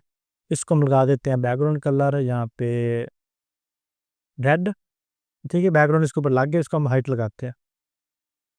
हाइट इसको लगा देते हैं 50 पिक्सल, नो फ़र्क। विड्थ इसको लगा देते हैं 300 पिक्सल, तो कोई इसके ऊपर असर नहीं हुआ। क्यों? क्योंकि ये आपका इनलाइन एलिमेंट है। अब इसको आप अगर चाहे तो इनलाइन भी रहे, लेकिन इसके ऊपर ये सारी चीज़ें इम्प्लीमेंट हो जाएँ, तो फिर आप इसका यहाँ पे डिस्प्ले कर दोगे इनलाइन ब्लॉक, ठीक है? और अगर आप चाहते हो कि ये मतलब मेरे पास एज़ अ ब्लॉक शो हो, तो फिर आप इसको सिर्फ डिस्प्ले ब्लॉक कर दोगे। अब डिस्प्ले इनलाइन ब्लॉक का क्या मतलब है? अगर आप यहाँ पे 2 और स्पैन के टैग लगा देते हो ना यहाँ पे और इसकी विड्थ हम कम कर देते हैं। यहाँ पे, तो ये आपके आपके एक लाइन के अंदर आएँगे। लेकिन अगर आप यहाँ पे सिर्फ़ ब्लॉक लगा दोगे, तो ये आपके पास अलग-अलग लाइन के अंदर आएँगे, कि जो बिहेवियर है वो चेंज होगा। इससे हम बोलते हैं डिस्प्ले। डिस्प्ले के अंदर इनलाइन ब्लॉक, ब्लॉक, ये आपको मैंने सारे समझा दिए कि हम इनके साथ किस तरह से काम करते हैं। फिर हमारे पास आती हैं पोज़ीशंस। अब देखो पोज़ीशंस क्या है? पोज़ीशन का मतलब है कि आप का एलिमेंट किस जगह पर है। इसके लिए यहाँ पे मैं एक मल्टीपल लूँगा और इसके अंदर मैं लिख दूँगा 1। अब बाय डिफ़ॉल्ट जितने भी आपके एलिमेंट्स होते हैं ना, जितने भी आपके पास एलिमेंट होते हैं, उनके ऊपर जो बाय डिफ़ॉल्ट पोज़ीशन होती है ना, वो होती है आपकी रिलेटिवली स्टैटिक, ठीक हो गया? जो बाय डिफ़ॉल्ट होती है। मोस्ट ऑफ द टाइम ये तो स्टैटिक होती है बाय डिफ़ॉल्ट पोज़ीशन। लेकिन पोज़ीशन का मतलब क्या है? अब मिसाल के तौर पे ये वाला H1 का एलिमेंट है और मेरे पास यहाँ पे आ रहा है। लेकिन अब ये आपको ना लॉजिक थोड़ा-सा इस तरह समझ आएगा, जब मैं एक बॉक्स बना के फिर इसके ऊपर चीज़ें इम्प्लीमेंट करूँगा। और ये आपकी जो पोज़ीशंस हैं, ये बहुत ज़्यादा इस्तेमाल होनी है। मैं इसको बिल्कुल बेसिक वर्ज़न इसका रखूँगा ताकि आप लोगों को चीज़ों की आसानी हो। तो क्योंकि कोडिंग समझाना ज़्यादा मुश्किल बात चीज़ होती है। उसके बाद हम करेंगे विड्थ। विड्थ इसको लगा देना 300 पिक्सल। और हाइट इसको हम लगा देते हैं 300 पिक्सल। एक बॉक्स बन गया। बैकग्राउंड कलर इसको हम कर देते हैं येलो। ठीक है, ये हमने एक येलो लगा दिया। ठीक हो गया। अब ये हमने इसके अंदर लगा दिया एक डिव। अब मैं अगर इस डिव को सिलेक्ट, इस डिव को हम क्लास लगा देते हैं पहले, इसको हम क्लास लगा देते हैं मूव। और अगर मैं इस मूव को यहाँ पे सिलेक्ट करता हूँ, डॉट मूव, ठीक है, और इसको मैं यहाँ पे लगा देता हूँ पोजीशन एब्सोल्यूट। अब पोजीशन एब्सोल्यूट का मतलब है कि एलिमेंट हमारा कहीं भी मूव मारेगा, कहीं भी चला जाएगा। ठीक है। अब इसके ऊपर बाय डिफॉल्ट पोजीशन है स्टैटिक। अब मैं इसको लगाता हूँ बॉटम 0। ठीक है, आपका एलिमेंट बॉडी के बॉटम में आ गया। क्यों? क्योंकि इसकी पोजीशन से स्टैटिक है। हालांकि ये था इस बॉक्स के अंदर, मैं चाहता भी ये था कि मेरा एक जो ये यहाँ पे आया ना, बॉडी पे आई, यहाँ ना है, ये इस जगह पर आ जाए जहाँ पे मेरी जो उसका बॉक्स है ना, जो उसका पेरेंट है उसका एंड है वहां तक आए, ना कि पूरी बॉडी से बाहर आ जाए। अब इस चीज को रिजॉल्व करने के लिए जो इसका बॉक्स है ना, इसको हम लगा देते हैं पोजीशन रिलेटिव। जब पोजीशन रिलेटिव लगाएंगे ना, तो ये एक पेरेंट बन जाएगी। ये देखिए, ये इसका पेरेंट बन गया। अब जिसको भी जिस एलिमेंट को भी हम पोजीशन एब्सोल्यूट लगाएंगे, वो इस डिव के अंदर, इस बॉक्स के अंदर रहेगा। और ये पोजीशन एब्सोल्यूट आपकी बहुत ज़्यादा इस्तेमाल होनी है। जब भी आप फँसे होगे, आपको नहीं पता चलेगा कि ये वाला सेक्शन मैंने कैसे लगाना है, इसकी अलाइनमेंट में कैसे ठीक करूँ, एक सेक्शन के ऊपर दूसरा सेक्शन किस तरह से रखूँ, आपकी पोजीशन एब्सोल्यूट ही इस्तेमाल होनी है। तो आपने पोजीशंस के ऊपर ज़्यादा फोकस करना है।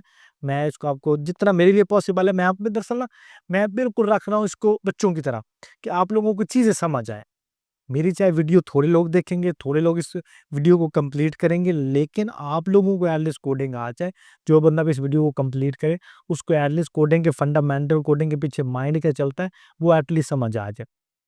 अब देखो, अब अगर मुझे इसको लेके जाना है सेंटर के अंदर, यहाँ पे, तो अब मैं क्या करूँगा, इसको लगा दूँगा टॉप 0 टॉप 50% यहाँ पे। तो ये यहाँ पे आ गया। अब इसको यहाँ पे एग्ज़ैक्ट सेंटर में लेके आना है, यहाँ पे इसको लगा दूँगा लेफ्ट 50%। तो ये हमारे पास एग्ज़ैक्ट सेंटर में आ गया। ठीक हो गया। इस तरह से आप बहुत ही सिंपल वे के अंदर पोजीशंस का इस्तेमाल करते हो। पोजीशन आपकी रिलेटिव, स्टिकी, इसके अलावा स्टैटिक, पोजीशन फिक्स्ड, हर चीज़ इस्तेमाल होती है। लेकिन अभी हम पोजीशन रिलेटिव और एब्सोल्यूट के ऊपर इसलिए फोकस कर रहे हैं, क्योंकि ये आपकी ज़्यादा इस्तेमाल हो रही होती है। बाकी पोजीशन फिक्स्ड का भी इस्तेमाल कर सकते हैं, आप इसको पोजीशन फिक्स्ड भी लगा सकते हो। फिक्स्ड लगाओगे तो ये अपनी जगह पे फिक्स रहेगा। यहाँ पे आप लगा दोगे, ये अपनी जगह पे फिक्स रहेगा। आप पूरी बॉडी, या मिसाल के तौर पे इसको कंटेंट से भर दो। ठीक है? यहाँ ठीक है? आप जितना मर्ज़ी का देखो, एक आपका उधर ही जाएगा। क्यों? क्योंकि उसको हमने पोज़ीशन लगा दी है फिक्स्ड। अगर इसका मैं बैकग्राउंड कलर लगा के आपको चेक करूँ, देखो, ये आपको आई थिंक मैं इसकी मैं हाइट विड्थ भी बढ़ा देता हूँ, विड्थ इसकी कर देता हूँ 50 पिक्सल, और हाइट इसकी मैं बढ़ा देता हूँ 200 पिक्सल। सेव किया, ये देखिए। और मैं जितना मर्ज़ी कंटेंट स्क्रॉल करता जाऊँ, ये बॉक्स हमारा उधर ही जाएगा। क्यों? क्योंकि इसकी हमने पोज़ीशन लगा दी है फिक्स्ड। बाकी इसको हम स्टिकी भी लगा सकते हैं। स्टिकी हम most of the time navigation bar के लिए इस्तेमाल कर रहे होते हैं। आई होप आपको इसकी इस चीज़ की समझ आ गई होगी कि हम जो पोजीशंस हैं उनका इस्तेमाल किस तरह से करते हैं। अब हमारे पास जो नेक्स्ट टॉपिक है वो है फ्लेक्स बॉक्स। तो उसको कोई भी आपने लेआउट बनानी है, तो आपका फ्लेक्स बॉक्स ही चलना है। कुछ भी आपने बनाना है अपने प्रोजेक्ट के अंदर, तो आपने फ्लेक्स बॉक्स का इस्तेमाल करना है। वेबसाइट को रिस्पॉन्सिव करना है, तो आपका फ्लेक्स बॉक्स इस्तेमाल होना है। इसके अलावा कोई भी आपने इम्प्लीमेंटेशन करनी है बेस्ड ऑन उसका वेबसाइट का स्ट्रक्चर, तो आपका यही चलना है। तो उसके लिए यहाँ पे मैं एक डिव लूँगा, इसको दूंगा मैं फ्लेक्स डैश कंटेनर। अब इस फ्लेक्स कंटेनर के अंदर हम लेंगे एक डिव, इसको मैं क्लास लगा दूंगा box1 बॉक्स, और बल्कि इसको हम लगा देते हैं फ्लेक्स आइटम, ज़्यादा आसानी रहेगी। 1 2 3 4 4 हो गए। ठीक हो गया, सेव किया। जी, मेरे पास बन गए फ्लेक्स सेक्शन बन गई, मतलब इसकी आइटम्स बन गई। अब आ जाएंगे style dot C S S के अंदर। अब सारी सी एस एस हटा देंगे और इसको हम सिलेक्ट कर लेंगे, डॉट फ्लेक्स कंटेनर। अब इसको हम सबसे पहले लगा देंगे डिस्प्ले फ्लेक्स। अब जब भी डिस्प्ले फ्लेक्स लगाएंगे ना, ये एलिमेंट आपके एक लाइन के अंदर आ जाए। ऊपर आपके पास एक आ रहा है, इसको मैं हटा देता हूँ। डिस्प्ले फ्लेक्स लगाया तो आपके एलिमेंट एक लाइन के अंदर मूव कर गए। अब इसके ऊपर मैं थोड़ी सी पैडिंग लगा देता हूँ फ्लेक्स टेक्शन, और इसके अंदर जितनी भी डिव्स आ रही हैं, इसको हम हाइट लगा देते हैं 50 पिक्सल, और साथ में विड्थ भी लगा देते हैं 50 पिक्सल। बैकग्राउंड कलर इसको हम कर देते हैं स्काई ब्लू। ठीक है, ये हमारे पास डब्बे बन गए और इनको थोड़ा-सा मार्जिन लगा देते हैं, वैसे मार्जिन मैं तो स्पेस लगाता हूँ, लेकिन आपको समझाने के लिए। अब ये डब्बे बन गए, अब यहाँ पे आपको ना थोड़ी-सी बेटर अंडरस्टैंडिंग हो जाएगी। जब भी हमने लगाया इसको डिस्प्ले फ्लेक्स, तो एलिमेंट आपके एक लाइन के अंदर मूव कर गया। लेकिन जैसे इसको हम फ्लेक्स तो लगा दिए, लेकिन मैं चाहता हूँ उसी तरह से हो, मैं लगाऊँगा फ्लेक्स दैट टाइम, मैं इसको कर दूँगा कॉलम, तो ये आपके इस तरह से आ जाएँगे, मतलब 1, 2, 3 नीचे आ जाएँगे। अगर इसको मैं लगा दूँगा कॉलम रिवर्स, तो लास्ट वाला आपके पास पहले आ जाएगा। फिर मतलब इस तरह से उल्टी गिनती होती है, 10, 9, 8, 7, 6, 5, 4, 3, 2, 1, इस तरह से आपकी ये स्टार्ट हो जाएगी। और अगर मैं इसको रॉ में लगाऊँ, तो मैं सेम उस तरह से रॉ रिवर्स भी लगा सकता हूँ। पहले मेरे पास फो लास्ट वाला एलिमेंट आएगा, फिर उस सेकंड लास्ट, फिर थर्ड लास्ट, इस तरह से एलिमेंट्स की जो तरतीब है, वो चेंज हो जाएगी। This is the beauty of flexbox. अब आपको फ्लेक्स की भी समझ आ गई, फ्लेक्स डायरेक्शन की भी समझ आ गई।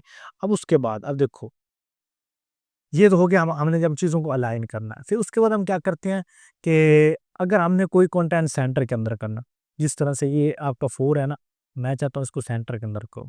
अब सेंटर के अंदर करने के लिए मैं सिर्फ आऊँगा, इसको ऐसे रहने दूँगा, इसके अंदर मैं दूँगा इसको display flex justify content centre, save किया और लाइन आइटम सेंटर। तो इसका कंटेंट वर्टिकली हॉरिजॉन्टली हमारे पास सेंटर में आ गया। This is a beauty of flex box. अब मैं फ्लेक्स बॉक्स को आपको थोड़ा-सा इन डेप्थ समझाता हूँ और मैं यहाँ पे ये 3 एलिमेंट ले लेता हूँ, ठीक है? आप इसको कंसीडर करो यहाँ पे और सीएसएस को। आप कंसीडर करो ये जो आपका 3 वाला है ना, या मैं इसकी जो डायरेक्शन है वो भी चेंज करता हूँ। मैं चाहता हूँ ये जो 1 है, ये आप स एक्सपोज़ कर लो, एक्सपोज़ कर लो। व 1 आपका हो गया लोगो, बीच वाला आपके पास आ गया मेन्यू और ये जो है ये आपके पास आ गया एक मतलब कॉन्टैक्ट अस का बटन। अब जब भी हमने इसको अलाइन करना, तो हम यहाँ पे करेंगे फ्लेक्स हमने इसको लगा दिया, डिस्प्ले फ्लेक्स लगा दिया।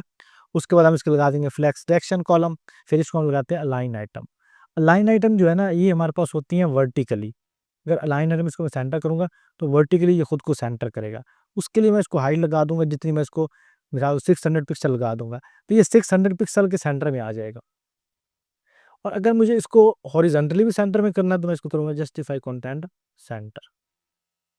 तो ये सेंटर में आ जाएगा। लेकिन मैं चाहता हूँ कि इसके दरमियान अगर स्पेस क्रिएट हो, तो मैं इसको कर दूँगा जस्टिफाई कंटेंट स्पेस बिटवीन, इन सब के दरमियान स्पेस आ जाएगी, ये लोगो आ गया, ये मेन्यूज़ आ गए, ये कॉन्टैक्ट अस बटन आ गया। लेकिन आप अगर आपको साइडों पे भी स्पेस चाहिए, तो आप इंस्टेड ऑफ स्पेस बिटवीन आप यहाँ पे लगाओगे स्पेस अराउंड, ठीक है? इसके इर्द-गिर्द भी स्पेस होगी और इसके दरमियान भी स्पेस हो जाएगी। अब आई होप आपको इस चीज़ की समझ आ गई होगी। अब सेम इस तरह से अगर इसको हम स्टार में करना चाहते हैं, तो जस्टिफाई कंटेंट मैं इसका स्टार्ट में कर दूँगा, ये स्टार्ट में आ जाएगा। और सेम अगर मैं इसको एंड पे करके ले जाऊँगा, ये एंड पे चला जाएगा। तो इस तरह से आप जस्टिफाई कंटेंट की मदद से अपना जो कंटेंट है, उसको अलाइन कर सकते हो, फ्लेक्स बॉक्स की मदद से। अब इसकी आई होप आपको समझ आ गई होगी। अब मैं चाहता हूँ कि ये जो मेरे डब्बे हैं ना, एक वेबसाइट के ऊपर आप प्रोडक्ट्स देखते हो, प्रोडक्ट के कार्ड आपको थोड़े से लगाऊँगा ना, बेटर अंडरस्टैंडिंग होगी। मैं 350 इसका कर देता हूँ बॉक्स और इसका भी 350 कर देता हूँ। ये समझ लो हमारे बॉक्स आ गए, 3 आ गए। मैं चाहता हूँ कि जब मैं सेकंड ब्लॉक लगाऊँ, वो मेरा नेक्स्ट लाइन के अंदर आए। अब अगर मैं इसी के अंदर लगा देता हूँ यहाँ पे,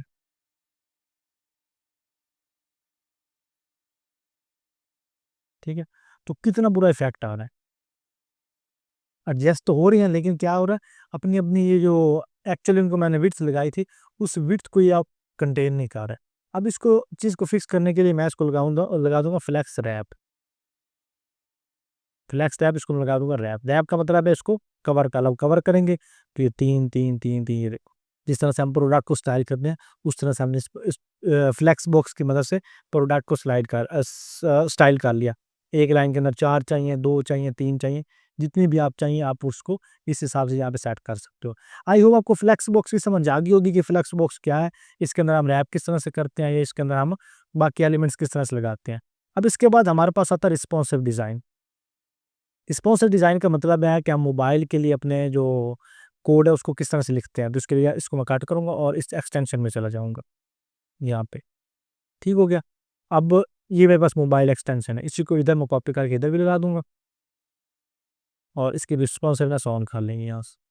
अब मैं चाहता हूँ कि जब मैं मोबाइल पे आऊँ, अब स्क्रीन आपने ये वाली एक्सटेंशन जो है ना, क्रोम एक्सटेंशन, उसको आपने इंस्टॉल कर लेना। Activate the mobile view on this page. वैसे आपको मैं, अगर आप ना भी इंस्टॉल करो तो और भी तरीका वो भी आपको बताऊंगा। अब इसके लिए मैं आ जाऊंगा यहाँ पे। इसके लिए बॉयलर प्लेट मैं नए सिरे से लिखूंगा। यहाँ पे लूंगा HTML5 ये वाला। अब इसके अंदर ना एक टैग बहुत ज़्यादा ज़रूरी है, ये वाला Meta name view point content with device width initial scale 1.0। अगर ये आपकी लाइन नहीं लगी होगी तो आपके पास स्टाइलिंग वर्क नहीं करेगी। अब इसके अंदर मैं लगाता हूँ एक बॉक्स, डॉट बॉक्स, ठीक हो गया। इसके अंदर मैं लिख देता हूँ हेलो, सेव किया। अब आ जाऊँगा स्टाइल और CSS के अंदर। अब बाई डिफ़ॉल्ट हम क्या करते हैं, हम यहाँ पे डॉट बॉक्स को सिलेक्ट किया और इसको मैं लगा देता हूँ यहाँ पे बैकग्राउंड कलर येलो, और इसको लगा देते हैं हाइट इसको लगा देते हैं 500 पिक्सल, विड्थ इसको हम लगा देते हैं 100%। सेव किया, अब देखेंगे यहाँ पे। और ये जो CSS की फाइल है इसको हमें दोबारा से लिंक करना पड़ेगा। यहाँ पे लिंक CSS और ये CSS की फाइल लिंक। अब यहाँ पे चेक करो, ठीक हो गया। और अगर इधर आपको मोबाइल व्यू में चेक कराऊँ तो इस तरह से। लेकिन मैं चाहता हूँ कि जब मोबाइल व्यू के अंदर आऊँ ना, मैं इसको थोड़ा सा छोटा करता हूँ यहाँ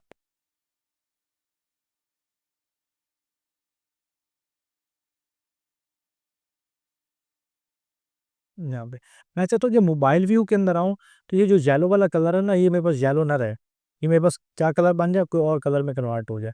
उसके लिए आ जाऊँगा स्टाइल के अंदर और यहाँ पे हम लगाएंगे मीडिया क्वेरी। जब भी हमने मोबाइल के लिए स्टाइल करना है तो हम इसके अंदर मीडिया क्वेरी का इस्तेमाल करते हैं। तो हम यहाँ पे लिखेंगे @मीडिया और उसके बाद स्क्रीन। अब मीडिया स्क्रीन का क्या मतलब है कि आप सॉरी स्क्रीन ना लगाओ, बल्कि आप सिर्फ लगा दो @मीडिया। फिर इसके बाद आप लगा दो प्रिंसेस, फिर इसको आप लगा दो मैक्सिमम विड्थ, आप इसको कितनी देना चाहते हो। तो मोबाइल के लिए हम जो मैक्सिमम इसको विड्थ देते हैं वो हमारे पास होती है 768, ठीक है विड्थ। और यहाँ पे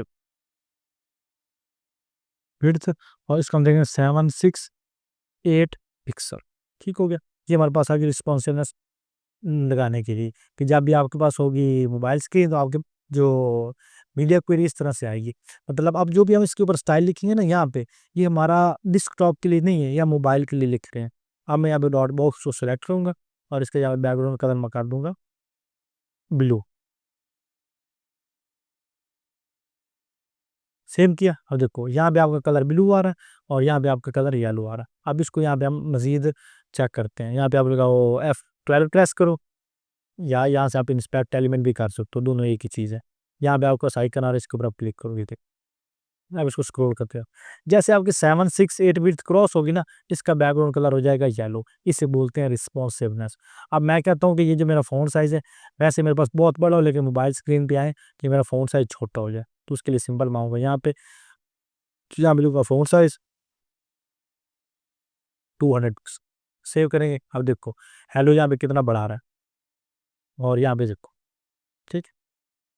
और अगर उसको बहुत ही बुरा लग रहा है, लेकिन मैं चाहता हूँ कि जब मोबाइल पे आऊँ इसका फ़ॉन्ट साइज़ हो जाए 16 पिक्सल। तो यहाँ पे दूँगा फ़ॉन्ट साइज़ 16 पिक्सल, सेव करूँगा और अब इसको चेक करूँगा यहाँ पे। देखिए मोबाइल पे कितना प्यारा फ़ॉन्ट आ रहा है, लेकिन जैसे मोबाइल स्क्रीन से बाहर निकलूँगा, ये देखिए तो फ़ॉन्ट का साइज़ कितना ज़्यादा हो गया। तो इस तरह से आप बहुत ही सिंपल वे के अंदर एक रिस्पॉन्सिव स्टाइलिंग अप्लाई कर सकते हो। ये मैंने बिल्कुल आपको ना सिर्फ लगाया कि मीडिया क्वेरी आपने किस तरह से लगानी है। इसके अंदर आपने स्टाइल किस तरह से करना है एलिमेंट को, मतलब इसको आपने यूज़ किस तरह से करना है। आगे चल के हम एक प्रोजेक्ट कंप्लीट करने वाले हैं जिसके अंदर हम प्रोजेक्ट बनाएँगे भी और फिर हम उसको रिस्पॉन्सिव भी करेंगे। अब प्रीवियस आपने जितनी भी चीज़ें सीखी हैं, हम उन्हीं का इस्तेमाल करते हुए एक प्रॉपर प्रोजेक्ट बनाएँगे। हम एक प्रॉपर रिस्पॉन्सिव लेआउट बनाएँगे, जिसके अंदर हम एक रिस्पॉन्सिव नेविगेशन बार लगाएँगे और हम एक हीरो सेक्शन लगाएँगे।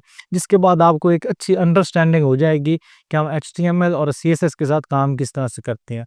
अब देखो, जब भी आपने वेबसाइट बनानी है ना, तो वेबसाइट का आप सबसे पहले हेडर वाला पार्ट बनाते हो। तो उसके लिए हम यहाँ पे लेते हैं हेडर सेक्शन, और या इसे जिससे हम हेडर टैग भी बोल सकते हैं। हेडर टैग दिया, उसके बाद इसके अंदर हम लेंगे एक डिव जिसको हम क्लास लगा देंगे नैव बार।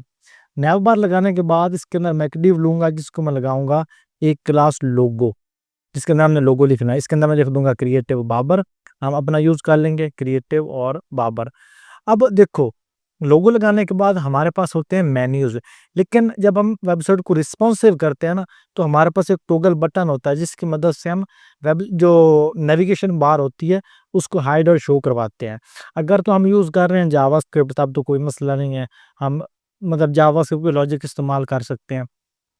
लेकिन अगर आप जावास्क्रिप्ट को इस्तेमाल नहीं करना चाहते, सिर्फ सीएसएस की मदद से करना चाहते हैं, देन भी हमारे लिए पॉसिबल है। उसके लिए हम यहाँ पे लेंगे एक इनपुट का टैग, जिसके हम टाइप रख देंगे चेकबॉक्स। टाइप इसकी रखिए हम चेकबॉक्स, और चेकबॉक्स रखने के बाद इसको हम लगा देंगे एक आईडी। आईडी इसको हम लगा देंगे menu toggle, menu dash toggle.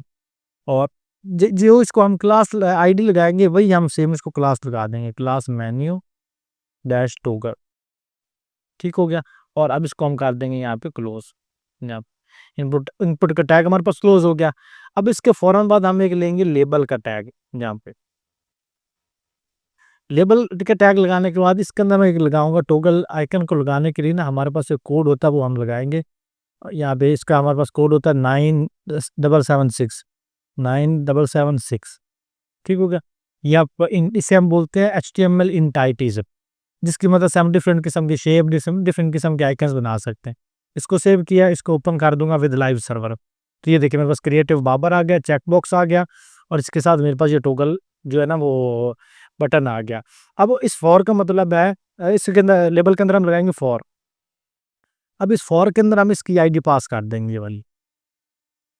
अब ये लेबल है हमारा चेकबॉक्स के लिए। अब जो भी काम मैं इस लेबल के ऊपर करूँगा, मिसाल के तौर पे लेबल के ऊपर मैं क्लिक करता हूँ, तो ये लेबल उसको चेक कर देगा, चाहे जितना भी इनके दरमियान फासला हो, ये चेक उसको कर देगा। तो इसलिए हम यूज़ करेंगे लेबल का टैग एज़ अ वर्किंग, मतलब एग्जांपल जिसके ऊपर हमने क्लिक करना है।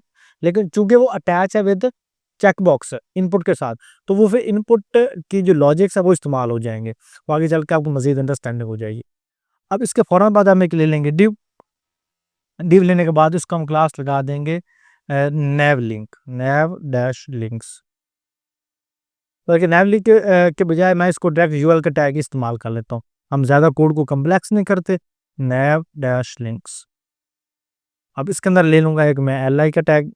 एलआई टैग के अंदर मैं एक ले लूँगा ए का टैग, और ए के टैग के अंदर हैश लगा के मैन्यू लिख दूँगा होम।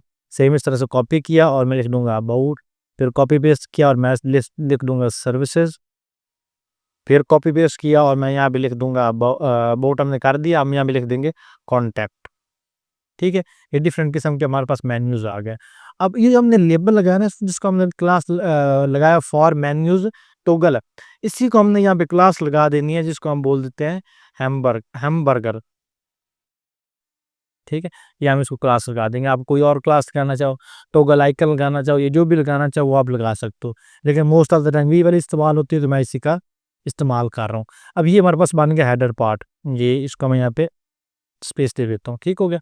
अब आ जाएँगे हम इस नैव बार को कॉपी करेंगे, आ जाएँगे स्टाइल डॉट सीएसएस के अंदर। अब देखो, जब भी आपने सीएसएस का कोड लिखना है ना, तो सबसे पहला कोड आपका होता है स्टार मार्क लगा के मार्जिन 0,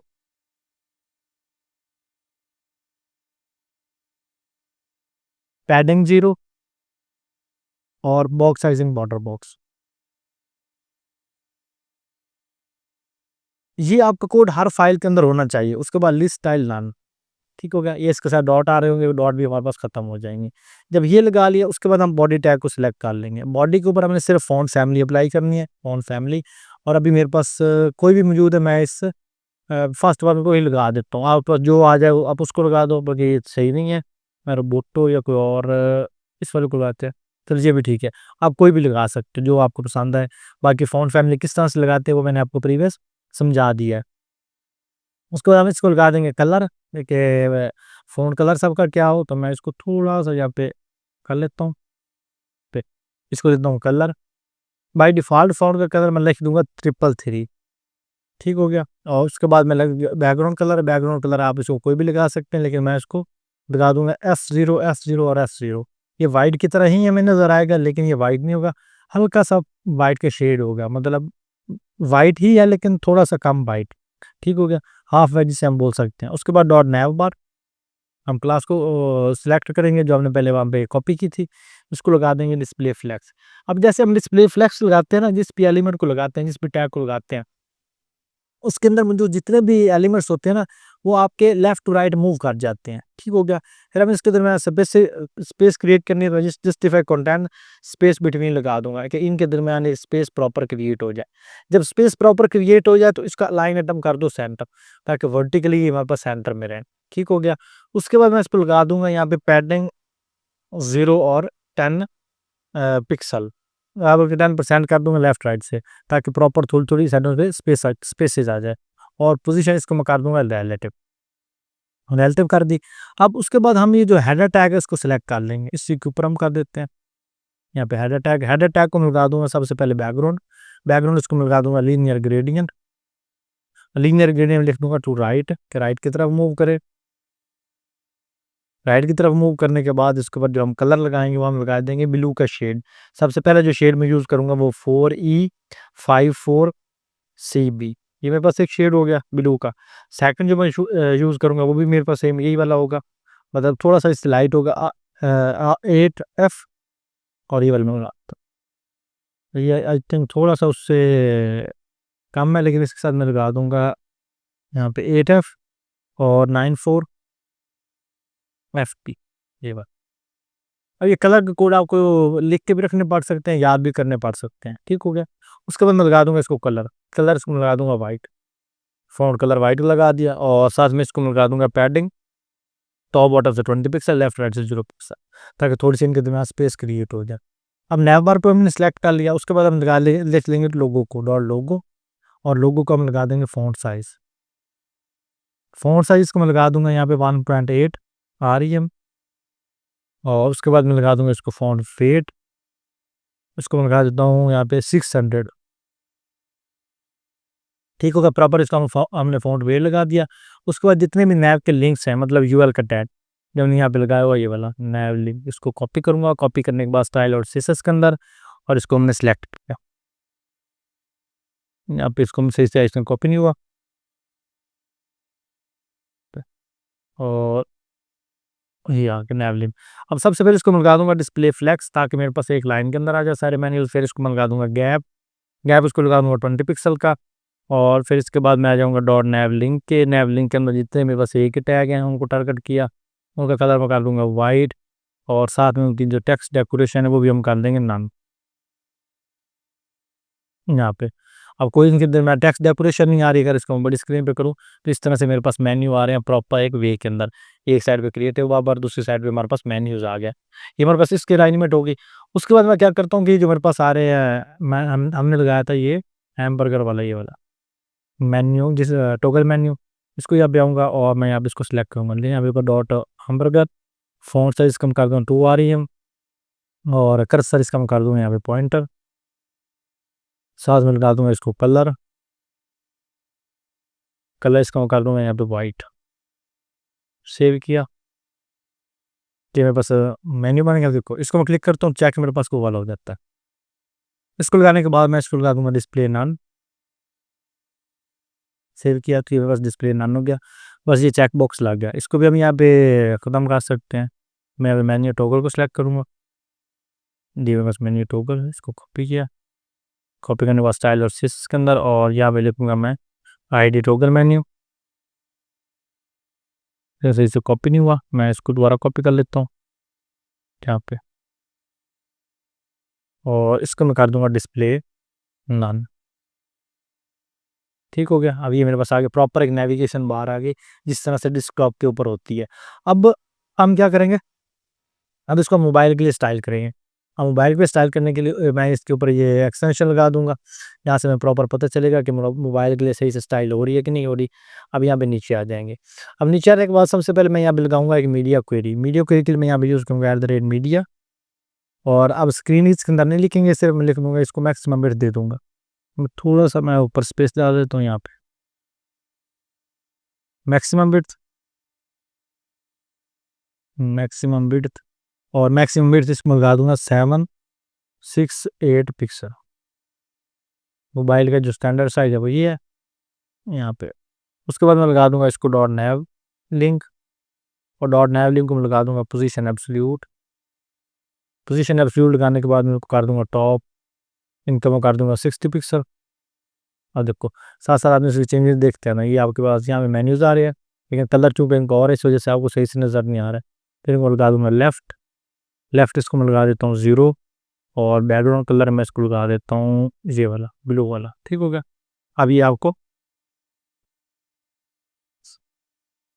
अब आपको ये मेन्यूज नज़र आ रहे होंगे।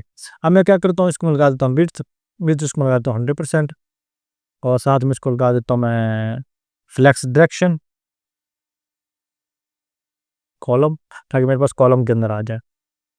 उसको मैं लगा दूंगा लाइन आइटम सेंटर, और सेंटर में आने के बाद डिस्प्ले इसको मैं कर दूंगा, पहले इसको मैं ऐसे लगा दूंगा लाइन आइटम सेंटर करके, ये मेरे पास सेंटर के अंदर आ गया। अब मैं इसको लगा दूंगा डिस्प्ले नाम, कि मेरे पास बाय डिफ़ॉल्ट ये शो ना हो। लेकिन अब इसको करने के बाद जो डॉट नेव लिंक है ना, डॉट नेव लिंक इसके अंदर जितने मेरे पास एल के टैग हैं उनको मैं लगा दूंगा पैडिंग, पैडिंग को मैं लगा दूंगा यहाँ पे 15 पिक्सल और 0 पिक्सल टॉप और बॉटम से, ताकि इनके दरमियान प्रॉपर स्पेसिंग जो है वो क्रिएट हो जाए। अभी जो हैमबर्गर वाला मेन्यू है ना, जो हमारे पास थ्री लाइन्स थी, उनका मैं कर दूंगा डिस्प्ले ब्लॉक, डिस्प्ले ब्लॉक। ठीक हो गया। अब ये मेरे पास आ गया। अब इसको मैं क्लिक करूंगा, मेरे पास वो जो नेविगेशन बार है वो ओपन होनी चाहिए। उसके मैं लॉजिक यहाँ पे लिख दूंगा, मैं थोड़ी सी स्पेस क्रिएट कर लूँ यहाँ पे। अब उसके लिए मैं यहाँ पे लिखूंगा सिंपल एक मतलब कोड कि मेन्यू अंडरस्कोर टोगल। अब ये कौन सी आईडी है, ये आईडी हमने यहाँ पे लगाई थी, ये वाली मेन्यू टोगल। मेन्यू टोगल जब चेक्ड हो जाए, मतलब जो जो मेन्यू चेक्ड उसने किस तरह सुना है, क्योंकि हमने लेबल को तो डिस्प्ले ना नहीं लगाया, लेकिन वो क्लिक करेगा, चाहे वो चेक बॉक्स हमारे पास शो नहीं हो रहा, लेकिन फिर भी वो मेरे पास लगा तो हुआ है ना। अब क्लिक करेंगे वो चेक हो जाएगा। चेक होने के बाद मैं क्या करूँगा, यहाँ पे डॉट हैमरेज को सिलेक्ट कर लूँगा। ठीक हो गया। और उसके बाद मैं लिख दूंगा, जब ये क्लिक हो जाए तो देन जो नैब लिंक है ना, वो मेरे पास क्या कर दो, डिस्प्ले फ्लेक्स कर दो। सेव किया। अब देखो ठीक है, एक प्रॉपर वे के अंदर मेरे पास एक रिस्पॉन्सिव नेविगेशन बार ला के आएगा। ठीक हो गया। अब ये करने के बाद अब हमारे पास था हीरो सेक्शन। अब हीरो सेक्शन के अंदर मैंने टेक्स्ट लगाया था, लगाना था यहाँ पे लगाऊंगा डॉट हीरो यहाँ पे। अब हीरो को दूंगा यहाँ पे डिस्प्ले फ्लेक्स, पहले इसकी इजाफी ब्रैकेट ख़त्म करूँगा, और सॉरी यहाँ पे मैंने इसको स्टाइल कर नॉट स्टाइलिंग, हम यहाँ पे लगाएंगे डिव डॉट हीरो, ये वाला। अब डॉट हीरो के अंदर मैं लूँगा एक H1 का टैग, इसके अंदर मैं लिख दूंगा build your dream website with me, with creative मापर।